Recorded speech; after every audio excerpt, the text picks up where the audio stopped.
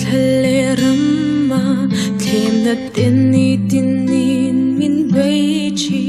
lalpa ng latakan umin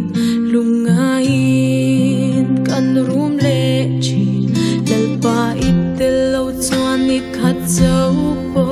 kaldan thiama har kong kan bo le chi kong ngai lai na min shuai na lam tua ka thang bere he lei ro thil dang sung ain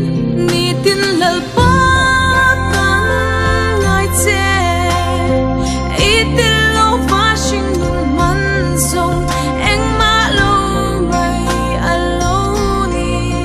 kan dam chan ber in ni tin lalpa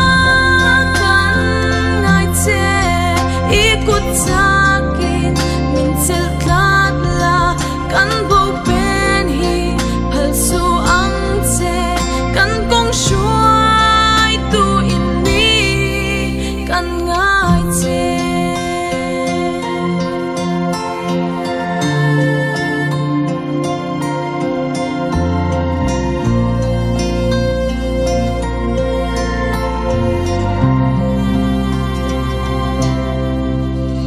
he lei lim na le apar moi na reilo te chuai le mai tur hi lalpa nang itelo chuanin da na an sang le chi